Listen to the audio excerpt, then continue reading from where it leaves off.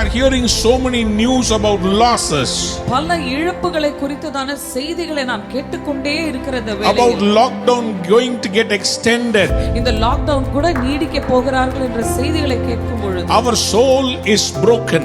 நம் ஆத்துமா உடைக்கப்பட்டு காணப்படுகிறது. Our soul is in anguish. நம் ஆத்துமா வேதனையோடு வியாகுலத்தோடு இருக்கிறது. Is your soul healthy? உங்க ஆத்துமா பலனுள்ளதா இருக்கிறதா? Today the Lord wants you to know, இன்றைக்கு ஆண்டவர் உங்களுக்கு தெரிவிக்க வேண்டிய காரியம் என்னவென்றால், He is the author of your soul.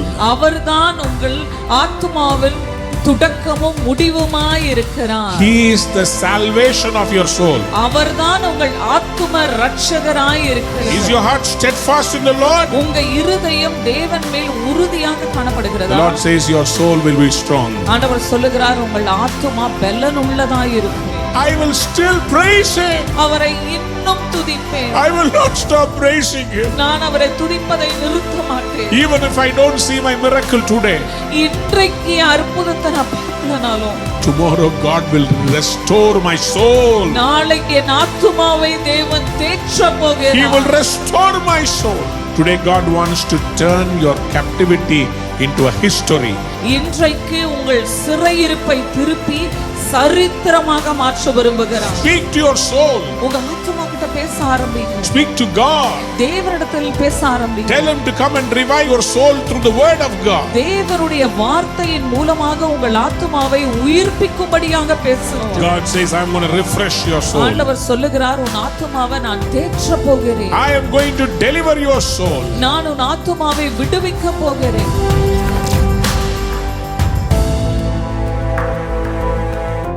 Greetings to you in the precious name of our Lord and Savior Jesus Christ. இயேசு கிறிஸ்துவின் வல்லமையுள்ள நாமத்தில் உங்கள் ஒவ்வொருவரையும் வாழ்த்தி ஆசீர்வதிக்கிறோம். This morning as we are worshiping online, இந்த காலை வேளையிலே நாம் ஆராதித்துக் கொண்டிருக்கிற இந்த நேரத்தில் we are surrounded by so many news.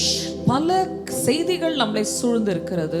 I believe we are living in perilous times. நான் விசுவாசிக்கிறேன், மோசமான காலகட்டத்துக்குள் நாம் வாழ்ந்து கொண்டிருக்கிறோம். Is there hope? நமக்கு நம்பிக்கை இருக்கிறதா? When the whole world is going through a turmoil, is there a hope? முழு உலகமும் இப்படி ஒரு மோசமான சூழ்நிலைக்குள்ள கடந்து சென்று கொண்டிருக்கிற இந்த நேரத்துல நமக்கு நம்பிக்கை இருக்கிறதா?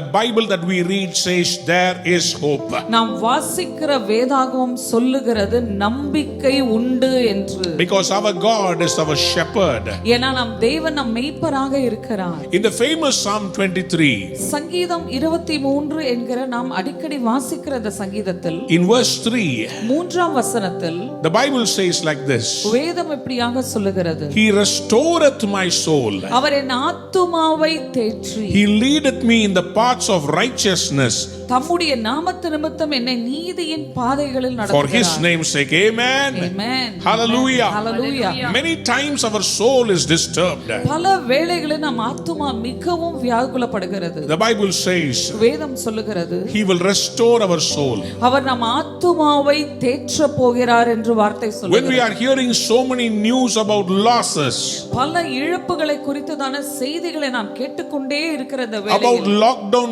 going to get extended, இந்த லாக்டவுன் கூட நீடிக்க போகிறார்கள் என்ற செய்திகளை கேட்கும் பொழுது our soul is broken. நம் ஆத்துமா உடைக்கப்பட்டு காணப்படுகிறது. Our soul is in anguish.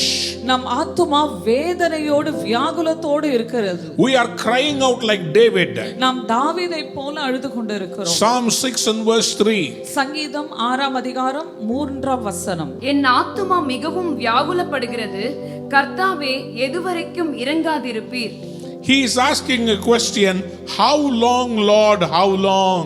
இந்த இடத்துல ஒரு கேள்வியை கேட்கிறதை நாம் பார்க்கிறோம். ஆண்டவரே, இன்னும் எது வரைக்கும் ஆண்டவரே, எவ்வளவு காலம் நான் இப்படி காத்து கொண்டிருப்பது? Is it not the same question we are asking today? இன்றைக்கும் நாம் இதே கேள்வியை தான் கேட்டுக்கொண்டிருக்கிறோம் அல்லவா? How long, Lord, how long? எவ்வளவு நாள் தான் ஆண்டவரே? My soul is in deep anguish. என் ஆத்துமா மிகவும் வியாகுலப்பட்டு காணப்படுகிறது. Please come back, Lord, தயவு செய்து இறங்கி வாங்கப்பா, and deliver my soul. என் ஆத்துமாவை விடுதலை செய்யும்படியாக இறங்கி வாங்க. He is crying out for God to deliver the soul. அவர் தேவன் கிட்ட இப்படியாக அழுது கொண்டிருக்கிறார், வந்து என் ஆத்துமாவை எப்படியாவது விடுவியும் ஆண்டவரே என்று. Is it not the same prayer in our hearts today? நம்ம இருதயத்திலும் இதே ஜெபத்தை தான் நாம் ஜெபித்துக் கொண்டிருக்கிறோம் அல்லவா? We are souls who are trusting in the Lord.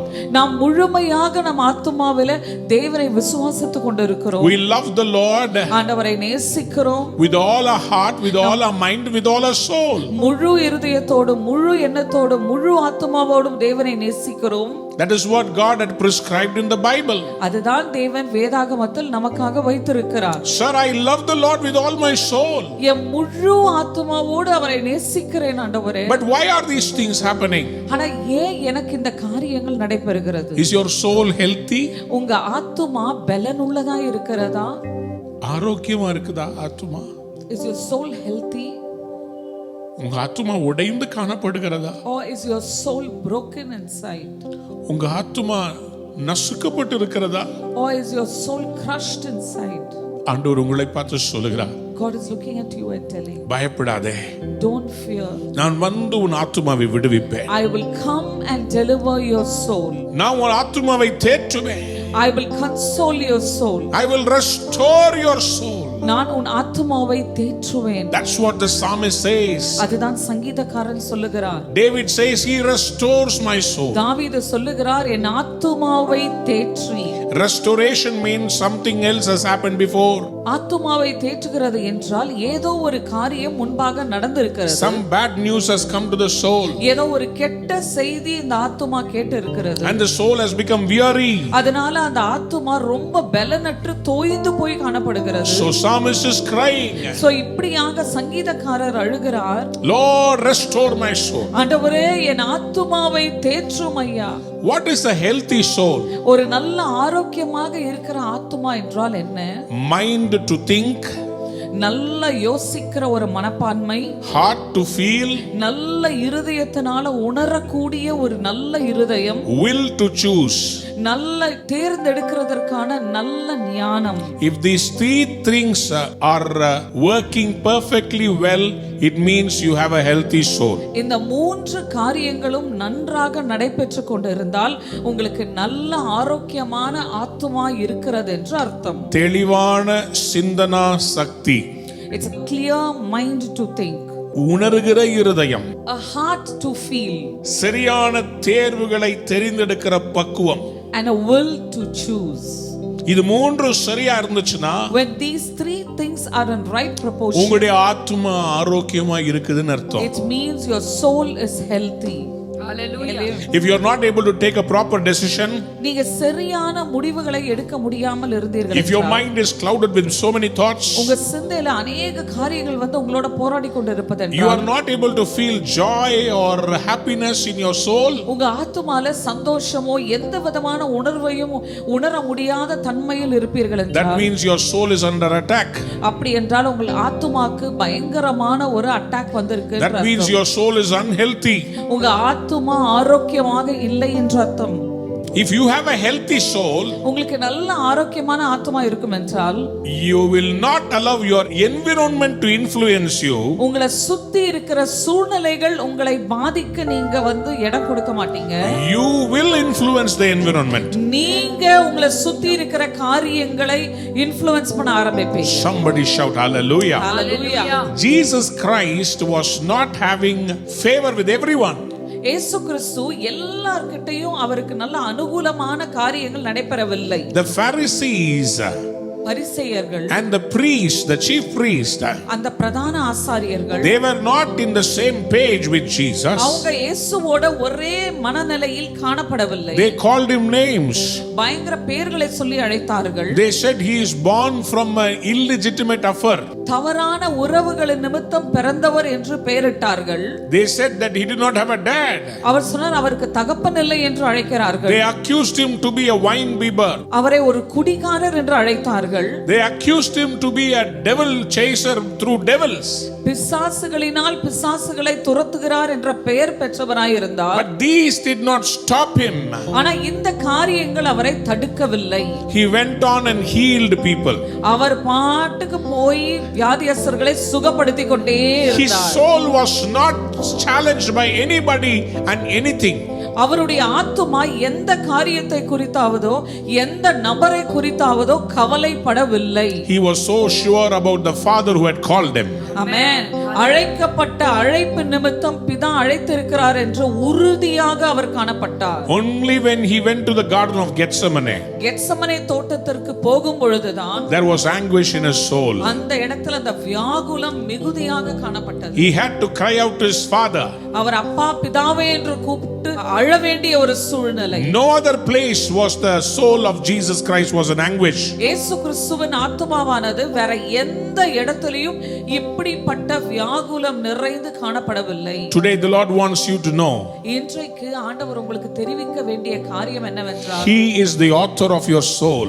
அவர்தான் உங்கள் ஆத்துமாவில் துடக்கமும் முடிவுமாய் இருக்கிறார். He is the salvation of your soul. அவர்தான் உங்கள் ஆத்தும ரட்சகராய் இருக்கிறார். Somebody, hallelujah. Hallelujah. He is the savior of our soul. அவர்தான் உங்கள் ஆத்துமாவை மீட்டெடுக்கிறவராய் இருக்கிறார். In fact, the Bible says he is the anchor of our soul. அவர் சொல்லுகிறார் உங்கள் ஆத்தும நங்கூரமாய் இருக்கிறார் என்று. Hebrews 6:19 says, எபிரேயர் 6:19 இப்படியாக சொல்லுகிறது. we have this hope as an anchor for the soul, firm and secure.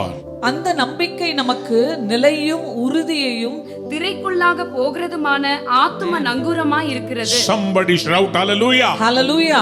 That hope, அந்த நம்பிக்கை, it is the anchor for our soul. அதுதான் நம் ஆத்தும நங்கூரமாய் இருக்கிறது. Our Lord Jesus Christ நாம் இயேசு கிறிஸ்து is our hope. நம் நம்பிக்கையாக இருக்கிறார். Somebody said amen. Amen. Life is 10% of what is done to us. வாழ்க்கையில் 10% தான் நமக்கு நடைபெறுகிற காரியமாய் இருக்கிறது. 90% is how we choose to respond. ஆனா 90% நாம் அதற்கு எப்படி பதில் செய்கிறோம் என்பதுதான் வாழ்க்கை. That's the principle of life. அதுதான் வாழ்க்கையின் கோட்பாடாக It இருக்கிறது. is called 90-10 rule. 90-10 ரூல் என்று சொல்லுவார்கள். 10% is what surroundings does to us. சுற்றி இருக்கிறவர்கள் மூலமாக நடக்கிற காரியம் 10% தான்.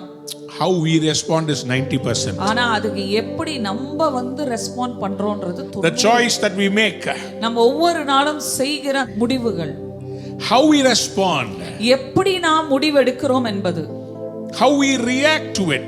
எப்படி அந்த காரியத்திற்கு நாம் பதில் சொல்லுகிறோம் என்பது. God wants you to have a soul which is strong.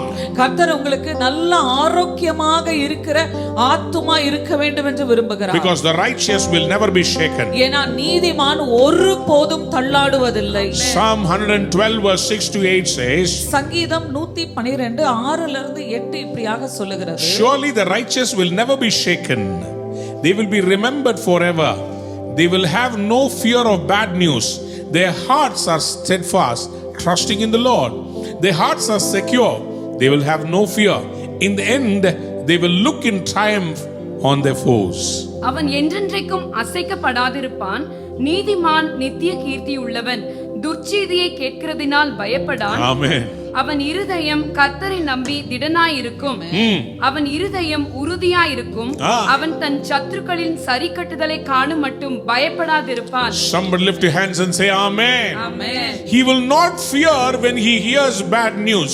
துர்ச்செய்திகளை கேட்கிறதுனால் அவன் பயப்பட மாட்டான். Because his heart is steadfast in the Lord. ஏனா அவன் இருதயம் கர்த்தரை நம்பி திடமனதாய் இருக்கிறது. How many of you want to say amen? Amen. How many of you trust in the Lord? எத்தனை பேர் தேவனை விசுவாசிக்கிறீர்கள்? Is your heart steadfast in the Lord? உங்க இருதயம் தேவன் மேல் உறுதியாக காணப்படுகிறதா? The Lord says your soul will be strong. ஆண்டவர் சொல்லுகிறார் உங்கள் ஆத்துமா பெலன் உள்ளதாய் இருக்கும். Listen very carefully. கவனமாய் கேளுங்கள். I want to show you the reaction of some saints of God in the Bible. வேதத்துல இருக்கிற சில தேவ ஊழியர்கள் கடந்து போன காரியங்களை குறித்து நான் பேச போகிறேன். When they faced adversity, அவர்கள் மோச மோசமான சூழ்நிலைகளை சந்திக்க நேர்ந்த பொழுது how did they react? எப்படி அவங்க அதற்கு பதில் கொடுத்தார்கள்? Let us continue with meditating on the life of David the psalmist. சங்கீதக்காரராகிய தாவீதின் வாழ்க்கையை நாம் கொஞ்சம் பார்க்கலாமா? In Psalm 42 verse 5, சங்கீதம் 42ஆம் அதிகாரம் 5ஆம் வசனத்தில், Psalm 42 and Psalm 46. சங்கீதம் 42, சங்கீதம் 46. If you see, many times David is speaking with his soul. பல சூழ்நிலைகளை நாம் பார்க்கலாம், அவருடைய ஆத்மாவை நோக்கி அவர் பேசிக்கொண்டே இருக்கிறார். He is saying in verse 5, அவர் 5ஆம் வசனத்தில் இப்படியாக சொல்லுகிறார், why my soul are you downcast? என் ஆத்மாவே நீ ஏன் கலங்குகிறாய்? Why so disturbed within me? ஏன் எனக்குள் தியங்குகிறாய்? He is questioning his own soul. அவருடைய சொந்த ஆத்மா கிட்ட கேள்வி கேட்டுக்கொண்டே இருக்கிறார். Have you ever spoken to your soul? உங்க எப்பயாவது உங்க ஆத்மா கிட்ட பேசி இருக்கீங்களா? Sometimes சில சூழ்நிலைகள், when I have gone through tough times நான் மோசமான சூழ்நிலைகளுக்குள்ள நான் தள்ளப்படும் and the பொழுது, enemy whispers things into my soul, சத்ருவானவன் என் ஆத்மாக்குள்ள சில காரியங்களை பேசும் பொழுது, I used to be broken in my soul. என் ஆத்மாக்குள்ள நான் உடைக்கப்பட்டு காணப்படுவேன். One day the Lord gave me a vision, kind of an encounter, ஒரு நாள் தேவன் எனக்கு ஒரு தரிசனத்தை, ஒரு என்கவுண்டரை போல தேவன் தந்தார். and he said, what does your soul say to you? அவர் என்கிட்ட கேட்டார், உன் ஆத்மா உன்கிட்ட என்ன சொல்லுகிறது? First time I wanted to listen to my soul, முதல் தடவையாக என் ஆத்மா என்ன பேசுகிறது என்று நான் கேட்டேன். because my soul is completely surrendered to Jesus Christ. என் ஆத்மா முழுவதுமாக இயேசு கிட்ட ஒப்பு கொடுக்கப்பட்டு இருக்கிறது My நிமித்தம் soul told me, என் ஆத்மா என்கிட்ட இப்படியாக சொல்லுச்சு, whatever people speak is not important.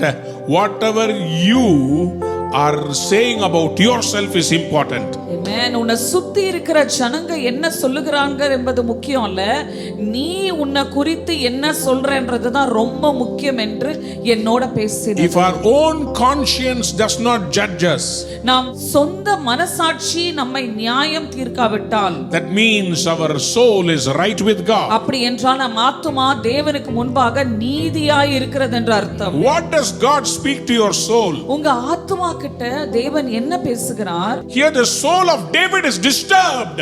இந்த இடத்துல தாவீதின் ஆத்துமா மிகவும் கலங்கி கொண்டு இருக்கிறது. What does he speak to his soul? அவருடைய ஆத்துமா கிட்ட அவர் என்ன பேசிக்கிட்டு இருக்கார்? Put your hope in the Lord. தேவன் மேல் உன் நம்பிக்கை வை. Somebody said amen. Amen. He has trained his soul to put the hope on the Lord. அவருடைய ஆத்துமாவை இப்படியாக பழக்க வைக்கிறார், தேவன் மேல் நம்பிக்கையாயிரு என்று. I want to speak this to you today. இதை உங்ககிட்ட நான் பேச விரும்புகிறேன். Many of us are losing our loved ones. பல பேர் நாம் நேசித்தவர்களை இழந்து கொண்டு இருக்கிறோம். How did David react when he lost his son? அவர் தாவீது அவருடைய மகனை இழந்த போது அவர் எப்படியாக அதை ரியாக்ட் பண்றார்? David had a son through Bathsheba. பத்சேபாள் மூலமாக தாவீதுக்கு ஒரு மகன் பிறக்கிறார். Suddenly he falls sick. திடீரென்று அவன் சுகவீனப்படுகிறான். And he is grievously sick. அவன் ரொம்ப மோசமான ஒரு நிலைக்குள்ள இருக்கிறான். What did David do? தாவீது என்ன செய்தார்? He did not eat the food. அவர் உணவு சாப்பிடவில்லை. He did not wash his face. அவர் முகத்தை கழுவவில்லை. He did not apply oil on his head. அவர் தலைக்கு எண்ணெயும் பூசவில்லை. He was grieving and praying and crying for his soul. அவர் வியாகுலப்பட்டு அந்த ஆத்துமாக்காக அழுது கொண்டு ஜெபித்துக் கொண்டு In இருக்கிறார். 2 Samuel chapter 12, 2 சாமுவேல் 12ஆம் அதிகாரம், he was crying out the whole day. முழு நாளும் அழுது கொண்டு இருக்கிறார். அவனை தரையில் இருந்து எழுந்திருக்க பண்ண அவன் வீட்டில் உள்ள மூப்பனானவர்கள் எழுந்து அவன் அண்டையில் வந்தாலும் அவன் மாட்டேன் என்று சொல்லி அவர்களோட அப்பம் சாப்பிடாமல் இருந்தான். But on the 7th day, ஆனால் அந்த 7ஆம் நாளில் suddenly the child died. பிள்ளை திடீரென்று மரித்து விடுகிறது.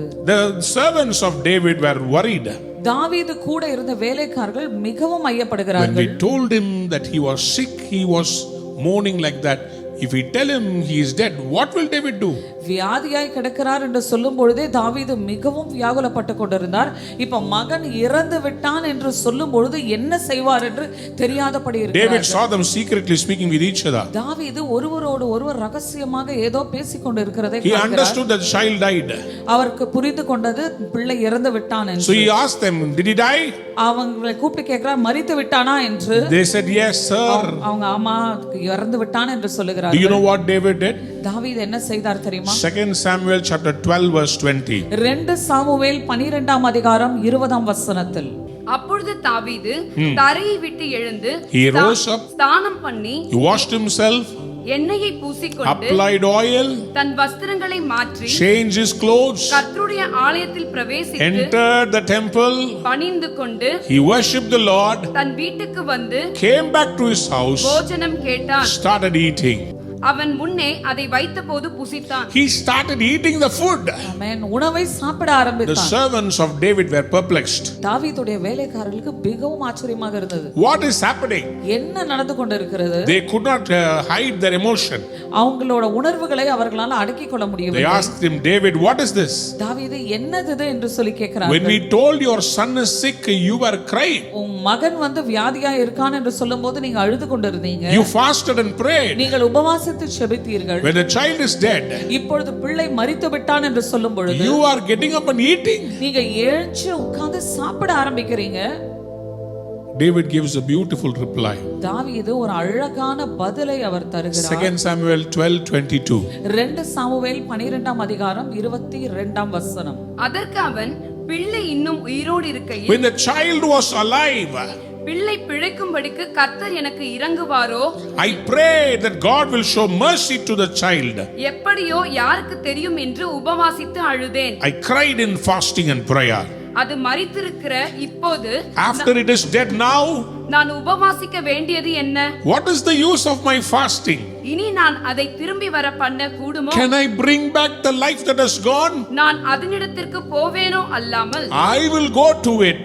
அது என்னிடத்திற்கு திரும்பி வரப்போகிறது The இல்லை life that has gone will never come back. Somebody said hallelujah. Hallelujah. Hallelujah. ஹalleluya.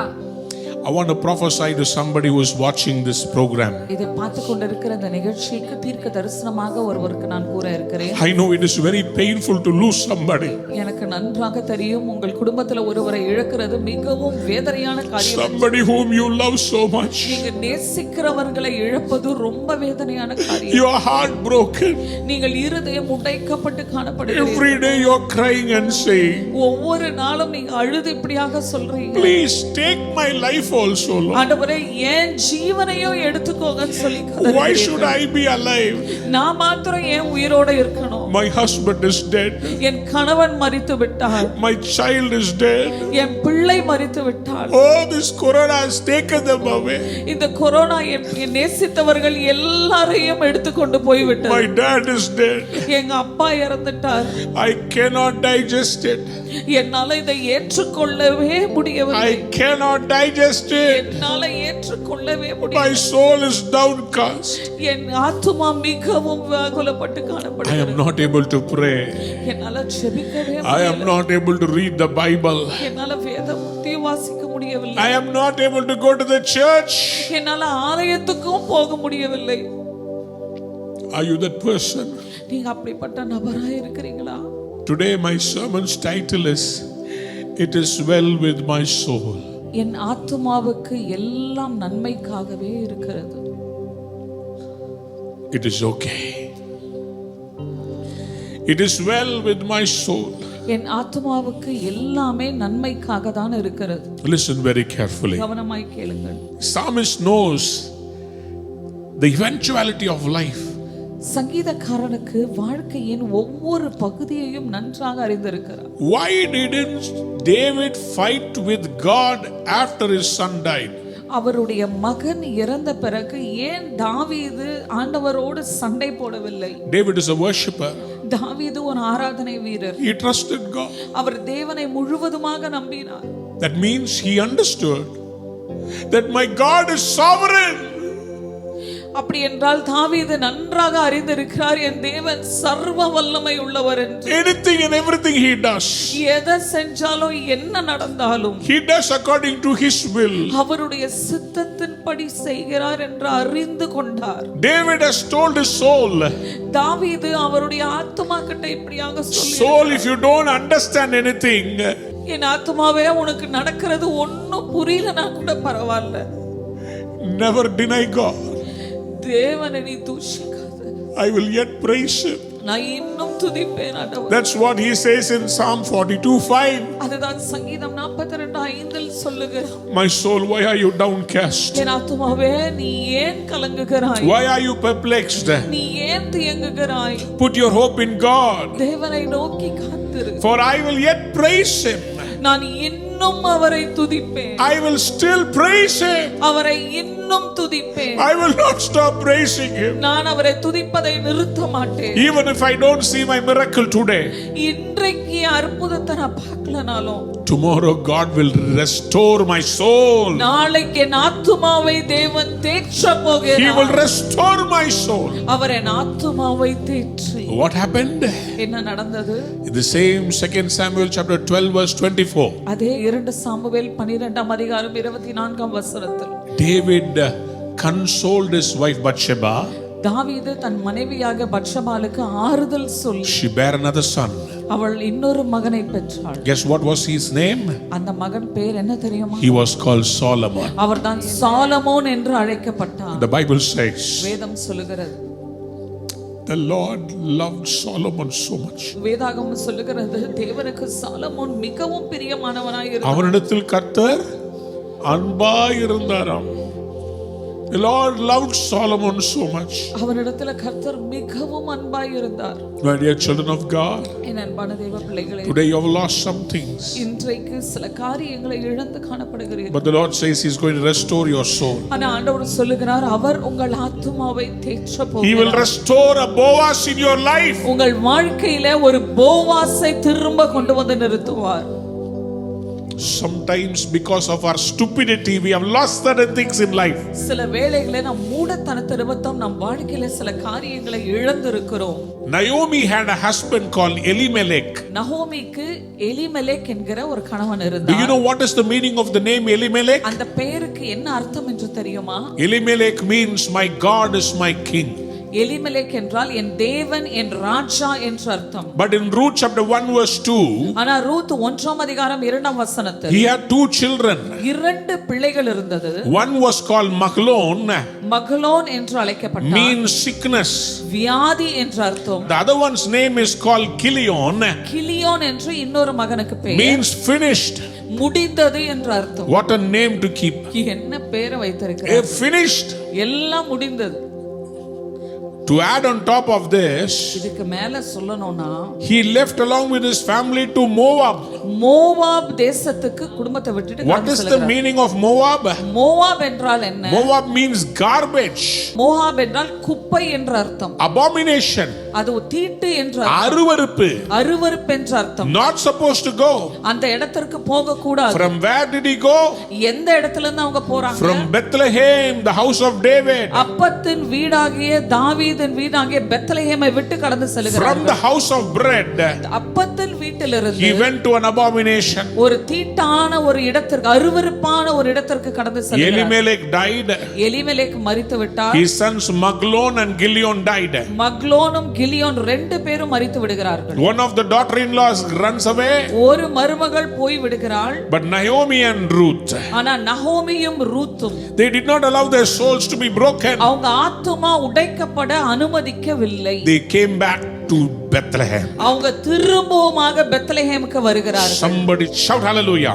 ஹalleluya சொல்லலாம். யாராவது கையை உயர்த்தி ஒரு ஆமென் சொல்லுங்களே. Can you raise your hands and say amen? Hallelujah. Hallelujah. That is life, my dear children. அதுதான் வாழ்க்கை அன்பானவர்களே. God is going to restore your soul. கர்த்தர் உங்கள் ஆத்துமாவை தேற்ற போகிறார். When Ruth came back to Bethlehem, Ruth திரும்பவுமாக பெத்லகேமுக்கு வரும்பொழுது she is a Moabite girl, அவள் ஒரு மோவாபிய ஸ்திரீயாக but she இருக்கிறாள். chose to follow her mother-in-law and the God of her mother-in-law.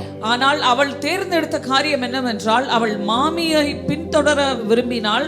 அவள் மாமியார் சேவித்த தேவனை பின்தொடர விரும்பினாள். Somebody shout hallelujah. Hallelujah. Hallelujah. Hallelujah. What happened? என்ன நடந்தது? She got introduced to Boaz போவாசை சந்திக்கிறாள். and she became the lineage of Jesus Christ. Amen. A history maker. Amen. ஒரு சரித்திரம் படைக்கிறவளாய் மாறிவிட்டாள். Today God wants to turn your captivity into a history. இன்றைக்கு உங்கள் சிறையிருப்பை திருப்பி சரித்திரமாக மாற்ற விரும்புகிறார். Somebody lift your hands and say amen. Amen. Don't allow your soul to be downcast. உங்க ஆத்துமா தோய்ந்து போக அனுமதிக்காதீங்க. What was Job's reaction to adversity? இப்படிப்பட்ட மோசமான சூழ்நிலையில் யோபு எப்படி செயல்படுகிறார்? Job got the news that his children died. யோபுக்கு செய்தி வருகிறது பிள்ளைகள் மரித்து விட்டார்கள் என்று. How did Job react? எப்படி அந்த இடத்துல அவர் செயல்படுகிறார்? He did not shout and scream and curse God. அவர் கத்தி கூப்பாடு போட்டு தேவனை சபிக்கவில்லை. He fell to the ground in worship. அவர் தர குப்புற கீழே விழுந்து ஆராதித்துக் கொண்டிருந்தார். Somebody. In Job 1:20, யோபு 1:20 the Bible says, வேதம் சொல்லுகிறது, he tore his garment, அவருடைய வஸ்திரங்களை கிழித்து, he shaved his head, தன் தலையை சிரைத்து, and he fell on the ground and worshipped. தரையில விழுந்து பணிந்து தேவனை ஆராதித்தார். My question is, how can worship somebody hears a bad news? என் கேள்வி இதுதான், ஒரு கெட்ட செய்தி வரும்பொழுது எப்படி ஒரு மனிதன் அந்த இடத்தில் ஆராதிக்க முடியும்? What else can a Christian do? ஒரு கிறிஸ்தவன் அந்த இடத்துல வேற என்னதான் செய்ய முடியும்? Our only hope is God. நம் ஒரே நம்பிக்கை தேவன். Job understood, யோபுக்கு புரிந்தது, whatever is happening, என்ன நடந்தாலும் God is in control. கர்த்தர் எல்லாவற்றையும் ஆளுகை செய்து He is still கொண்டிருக்கிறார். on the throne. அவர் இன்னும் சிங்காசனத்தில் தான் இருக்கிறார். So I will not be shaken. நான் எதை குறித்தும் நான் கவலைப்பட போவதில்லை. This is the words of Job. இதுதான் யோபின் வார்த்தைகளாக. Job 1:21. யோபு 1:21. நிர்வாணியாய் என் தாயின் கற்பத்திலிருந்து வந்தேன், Naked I came from my mother's womb, நிர்வாணியாய் அவ்விடத்துக்கு திரும்புவேன். and naked I will depart. கர்த்தர் கொடுத்தார், The Lord gave, கர்த்தர் எடுத்தார், Lord has taken away. கர்த்தருடைய நாமத்துக்கு ஸ்தோத்திரம் May என்றார். the name of the Lord be praised. Listen very carefully. கவனமாய் கேளுங்கள். Praise is not manipulating God. துதியானது தேவனுக்கு ஐஸ் வைக்குவது கிடையாது. It is not saying, God, I don't understand. Whatever you do, you are doing, you are a God of manipulation. No. ஆண்டவரே நீங்க என்ன செய்றீங்கன்னு எனக்கு தெரியல, என்னமோ செஞ்சுக்கிட்டு இருக்கீங்க அப்படின்றது கிடையாது.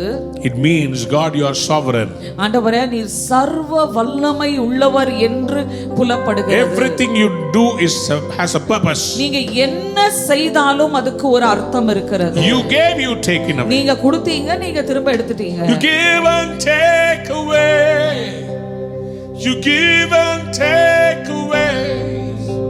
My heart will choose to say, blessed be your name. What a wonderful song to sing. என்ன ஒரு அருமையான பாடல் இதை பாடுவதற்கு.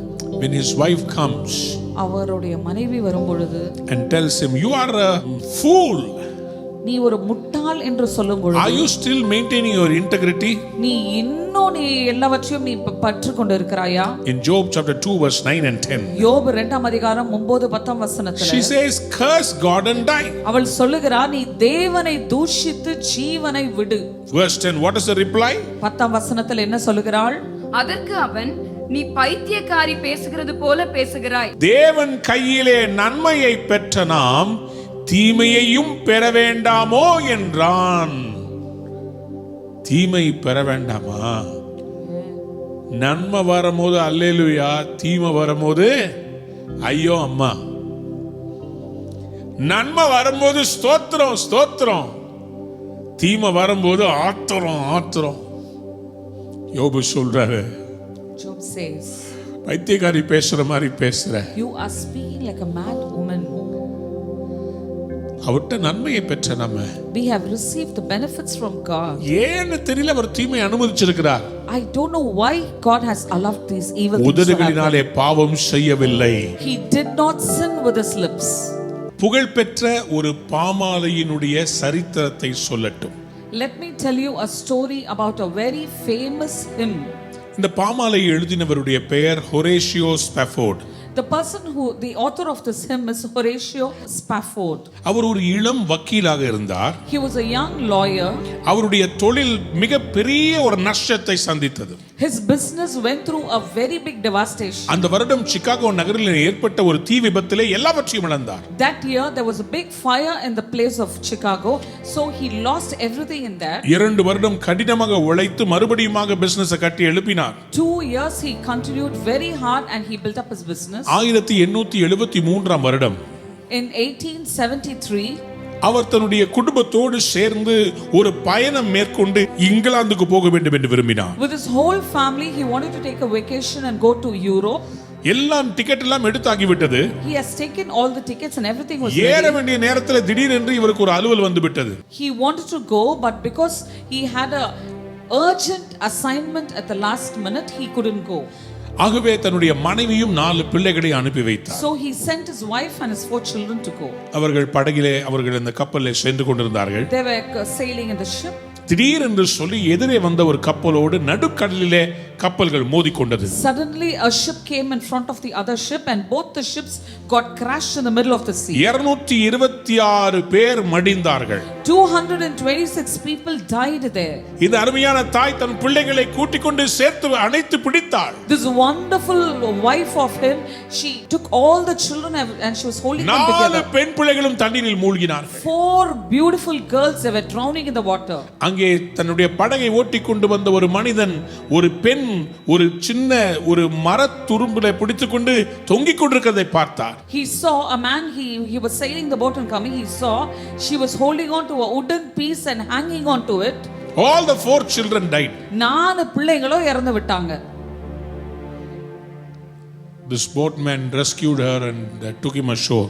இந்த கேப்டன் எப்படியோ இந்த மகளை வந்து அந்த இடத்துல இருந்து கொண்டு வந்து கரைக்கு கொண்டு வந்து சேர்த்து விடுகிறார். When she reached the other side, அவள் கரைக்கு அந்த பக்கம் வந்து சேர்ந்தவுடன் Hannah sent a telegram to her husband. ஆனா தன் கணவனுக்கு ஒரு டெலிகிராமை அனுப்புகிறாள். Saved but alone. நான் காப்பாற்றப்பட்டேன் ஆனா நான் தனிமையாக இருக்கிறேன். What should I do? நான் என்ன செய்வது? Horatio asked her to stay back. ஹொரேஷியா அவர் சொன்னார் நீங்க அந்த இடத்திலேயே இருங்கன்னு சொல்லிவிட்டார். Do you see the telegram that she sent? அவள் அனுப்பின அந்த டெலிகிராமை பாத்தீங்களா? Do you see these 4 children? இந்த 4 பிள்ளைகளையும் பாக்குறீங்களா? They all died in the Atlantic. எல்லாருமே அந்த அட்லாண்டிக் ஓஷன்ல மரித்து விட்டார்கள். Horatio wanted to join her grieving wife. ஹொரேஷியா எப்படியாக தன் மனைவியிடம் சேர வேண்டும் என்று விரும்பினார். And so in the journey, in the voyage, அந்த பயணத்தில் 4th day, 4வது the நாள் captain called him and said, "This is where your children died." அந்த கேப்டன் மாலுமி கூப்பிட்டு சொல்லுகிறார் இந்த இடத்துல தான் உன் பிள்ளைங்க இறந்துட்டாங்கன்னு சொல்லி. Horatio was broken, ஹொரேஷியா அந்த இடத்துல உடைக்கப்பட்டவராய் but he picked காணப்பட்டார். up a piece of paper. ஒரு பேப்பரை அவர் எடுத்து He started writing a song. ஒரு பாடலை எழுத ஆரம்பித்தார். When peace like a river attendeth my soul, when sorrows like sea billows roll,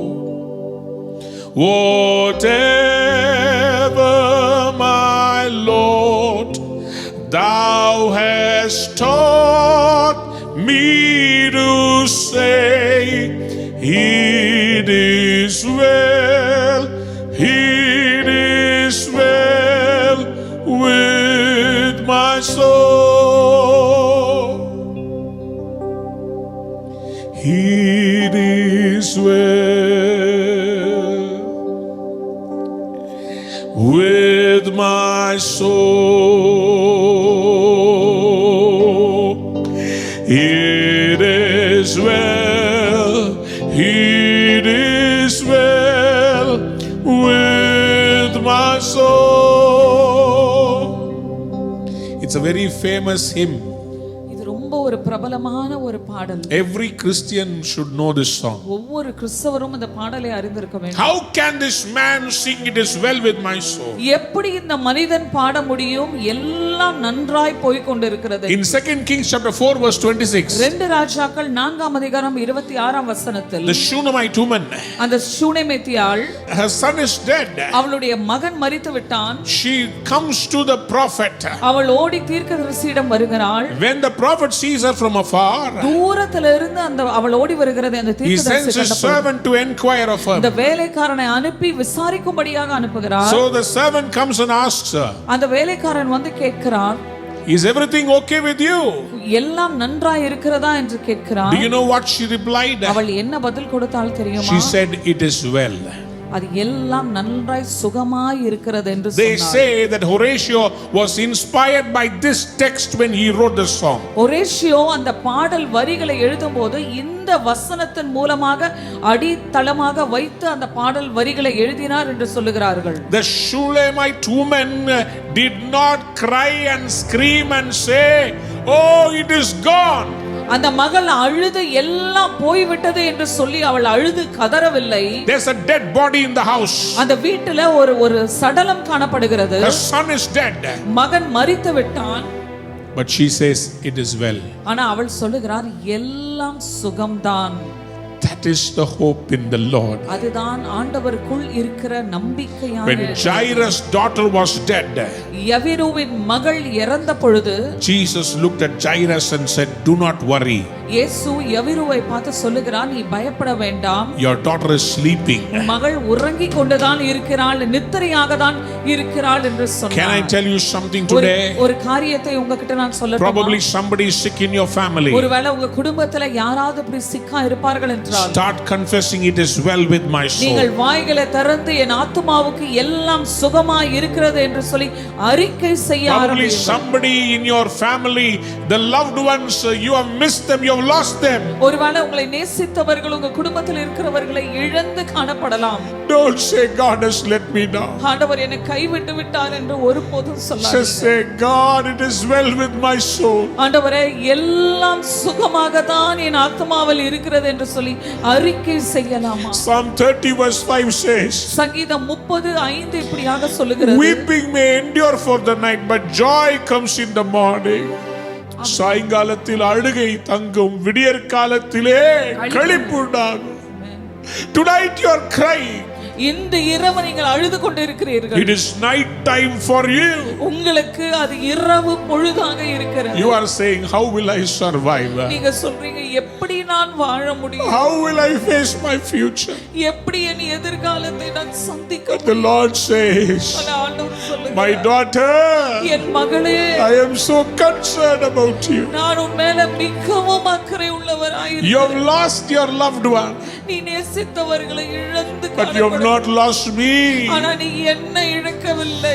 I am the hope of the whole world. நான் இந்த முழு உலகத்துக்கு நம்பிக்கையாக இருக்கிறேன். My dear child of God, என் அன்பான தேவ பிள்ளைகளே, don't lose your soul. உங்க ஆத்துமாவை இழந்து விடாதீங்க. What good is it for man to gain the entire world and lose the soul? இந்த முழு உலகத்தையும் ஆதாயப்படுத்தி கொண்டு தன் ஆத்துமாவை நஷ்டப்படுத்தினால் அவனுக்கு அதனால என்ன Your லாபம்? soul is precious to God. உங்க ஆத்துமா ஆண்டவருக்கு விலையேற பெற்றதாய் You இருக்கிறது. cannot exchange your soul for anything else. உங்க ஆத்துமாவை எந்த பொருளுக்காகவும் நீங்கள் அதை பரிமாற்றம் செய்ய முடியாது. எவ்வளோ பணம் வச்சிருந்தாலும் உங்க ஆத்துமாவை நீங்க விடுதலை பண்ண முடியாது. You might have so much riches but you cannot deliver your soul. எவ்வளோ நிலம் வச்சிருந்தாலும் உங்க ஆத்துமாவை நீங்க விடுவிக்க முடியாது. Though you have so many lands, you can never deliver your soul. சமீபத்தில் நியூயார்க் நகரத்தினுடைய டைம் ஸ்கொயர்ல ஒரு மனிதன் வந்து டாலரை தூக்கி தூக்கி வீசின காரணம் அவன் நண்பன் சொன்னானா, டேய் பணமெல்லாம் வேஸ்ட்டுன்னு எல்லாருக்கும் புரியுற மாதிரி என் பணத்தை பேங்க்ல இருந்து எடுத்துட்டு போய் டைம் ஸ்கொயர்ல தூக்கி போடுறா, பணத்தால என்னை காப்பாற்ற முடியலன்னு சொல்லிட்டு செத்துட்டானா. My dear children of God, என் அன்பான தேவ பிள்ளைகளே, listen very carefully. கவனமாய் கேளுங்கள். None of God's promises will fail in your life. தேவனுடைய வாக்குத்தத்தங்கள் ஒருபோதும் உங்கள் வாழ்க்கையில வீணா போகவே Let போகாது. it be known to your soul. உங்க ஆத்துமாக்கு அதை தெரியப்படுத்துங்க. Joshua chapter 23 verse 14. யோசுவா 23ஆம் அதிகாரம் 14ஆம் வசனத்தில் Joshua looks at his children and says, யோசுவா அவருடைய பிள்ளைகளை பார்த்து இப்படியாக Joshua சொல்லுகிறார். looks at the spiritual children of Israel and says, ஆவிக்குரிய பிள்ளைகளாக இஸ்ரவேலர்களை பார்த்து யோசுவா இப்படியாக சொல்லுகிறார். இதோ இன்று நான் பூலோகத்தார் எல்லாரும் போகிற வழியே போகிறேன். உங்கள் தேவனாகிய கர்த்தர் உங்களுக்காக சொன்ன நல்வார்த்தைகளை எல்லாம் ஒரு வார்த்தையும் தவறி போகவில்லை. Hallelujah. You know with all your heart and soul that none of all the good promises the Lord your God gave you has failed. ஆமென். தேவனாகிய கர்த்தர் உங்களுக்கு சொன்ன நல்வார்த்தைகளில் எல்லாம் ஒன்றும் தவறவில்லை என்று சொன்னார். Every promise has been fulfilled, not one has failed. எல்லா வாக்குத்தத்தங்களும் நிறைவேறி இருக்கிறது. ஒரு வாக்குத்தத்தம் கூட பொய்யாக போகவில்லை. Somebody lift your hands and say amen. Amen. Research says in India, இந்தியால ஆய்வாளர்கள் சொல்லுகிறார்கள் 61% of the people are going through a mental depression today. 61% ஜனங்கள் மன அழுத்தத்துக்குள்ள கடந்து செல்கிறார்கள் என்று. Many people are losing their loved ones. அநேகர் தாங்கள் நேசித்தவர்களை இழந்து கொண்டிருக்கிறார்கள். What do you do? என்ன செய்ய போறீங்க?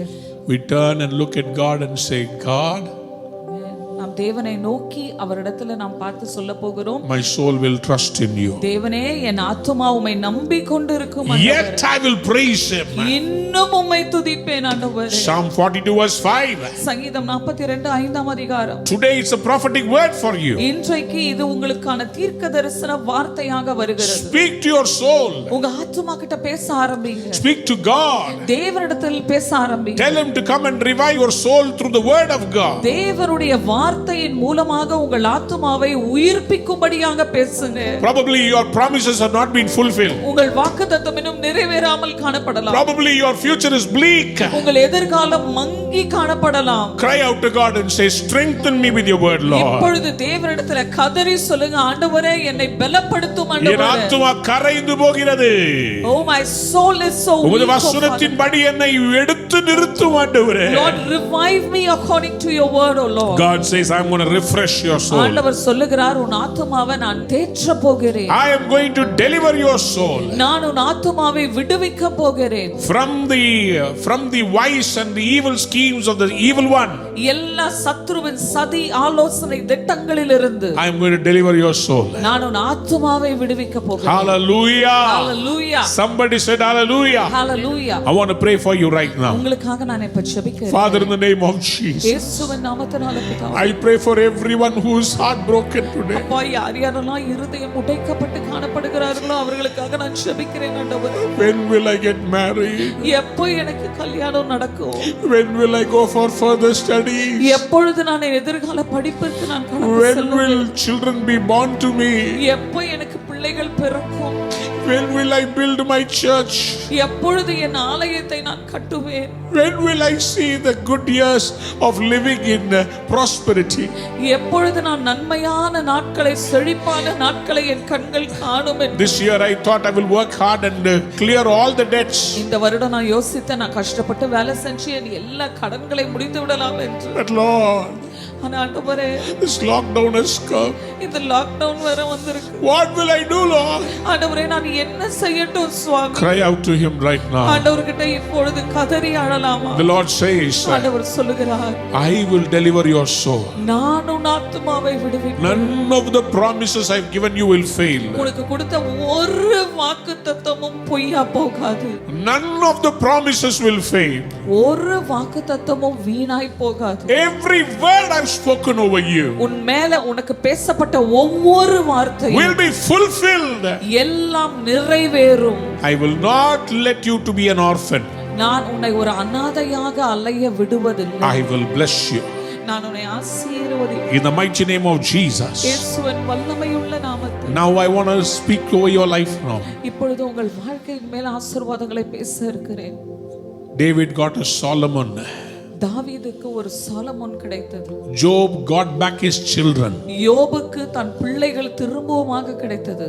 In fact, God gave him a double fold blessing. ஆண்டவர் இரட்டத்தனையான ஆசீர்வாதத்தை தேவன் இழப்புக்கு ஈடுகட்டினார். Today, whatever you've lost, நீங்கள் எதெல்லாம் இழந்து காணப்படுகிறீர்களோ, God is going to restore it back to you. ஆண்டவர் எல்லாவற்றையும் உங்களுக்கு திரும்ப தரப்போகிறார். God is going to restore it back to you. ஆண்டவர் திரும்ப உங்களுக்கு தரப்போகிறார்.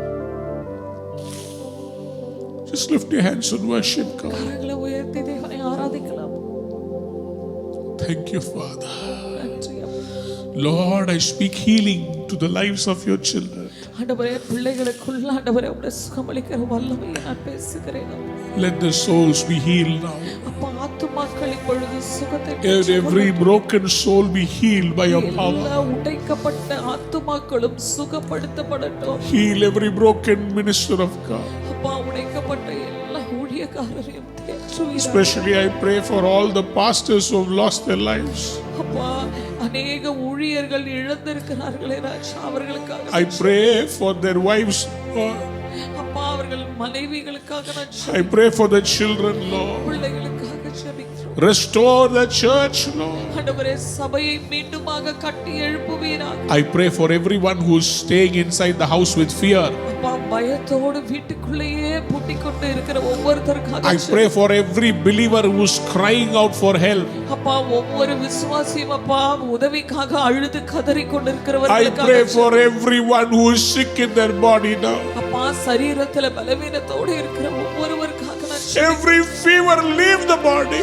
எல்லா ஜரம் சரீரத்தை விட்டு வெளியேறு. Every fear of death leave the body. எல்லா மரண பயம் வெளியேறு இயேசுவின் நாமத்தில். Every kind of attack of the enemy, depression, get out in Jesus. எல்லா மன அழுத்தம், டிப்ரஷன் இயேசுவின் நாமத்தினால வெளியேறு.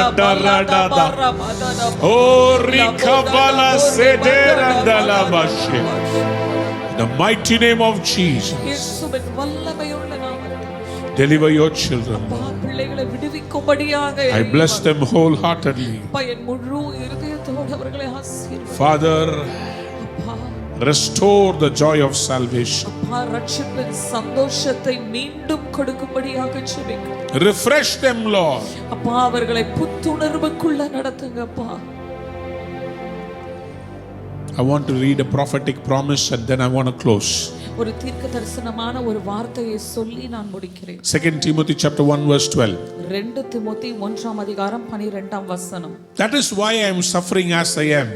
Yet this is no cause for shame, because I know whom I have believed, and am convinced that he is able to guard what I have entrusted to him until the day. அது நிமித்தம் நான் இந்த பாடுகளையும் அனுபவிக்கிறேன், ஆயினும் நான் வெட்கப்படுகிறதில்லை. ஏனென்றால் நான் விசுவாசித்திருக்கிறவர் இன்னார் என்று அறிவேன். நான் அவரிடத்தில் ஒப்பு கொடுத்ததை அவர் அந்நாள் வரைக்கும் காத்துக்கொள்ள வல்லவராயிருக்கிறார் என்று நிச்சயித்திருக்கிறேன். God will guard everything that you have trusted with him. தேவனிடத்தில் ஒப்பு கொடுக்கப்பட்ட ஒவ்வொரு காரியத்தையும் அவர் உங்களுக்காக பாதுகாத்துக் கொள்ளுவார். அவர் வல்லவராயிருக்கிறார். அவர் வல்லவராயிருக்கிறார். அவர் உங்களை கைவிட மாட்டார். He will never let you down. உங்கள் ஆத்துமாவை கர்த்தர் மறுபடியுமாய் உயிர்ப்பிப்பார். God will revive your soul once again. சொல்லுங்க அல்லேலூயா. Hallelujah. சத்தமா சொல்லுங்க அல்லேலூயா. Hallelujah. இயேசுவின் நாமத்தில் ஆசீர்வதித்து ஜெபிக்கிறேன் நல்ல பிதாவே. In the name of Jesus I bless all of them, oh Father God. Amen. Amen. எதையும் இழக்க மாட்டீர்கள். You will never lose anything. Our காத்துக்கொள்ளுவார். He is faithful. நீர் எனக்கு தந்தவைகள் ஒன்றையும் நான் இழக்க மாட்டேன் இயேசு சொன்னார்ல. Like Jesus said, whatever you have given it to me, I will never lose it. நீங்கள் எதையும் இழப்பதில்லை. You will never lose N anything. மீட்பர் உயிரோடு இருக்கிறார். My Redeemer lives. அவரின் ஆத்துமாவை தேற்றி He will console my soul. நீதியின் பாதைகளில் நடத்துகிறார். And he will lead me in the paths of righteousness. எத்தனை பேர் விசுவாசிக்கிறீங்க? ஆமென் சொல்லுங்க. Amen. அன்பான நேயர்களே, இந்நிகழ்ச்சியில் கொடுக்கப்பட்ட வாக்குத்தத்தங்களும் தீர்க்க தரிசன வார்த்தைகளும் உங்களுக்கு ஆசீர்வாதமாய் இருந்திருக்கும் என்று நாங்கள் நம்புகிறோம். நீங்கள் பெற்ற ஆசீர்வாதங்களையும் ஜெப விண்ணப்பங்களையும் மற்றும் உங்கள் காணிக்கைகளையும் அனுப்ப வேண்டிய எங்கள் முகவரி: ரூவா ஊழியங்கள், எண் 82, ஜவஹர்லால் நேரு சாலை, சிம்ஸ் மருத்துவமனை எதிரில், வடபழனி, சென்னை 26. உங்கள் காணிக்கைகளை ஆன்லைன் மூலமாக எளிதாக செலுத்தலாம்.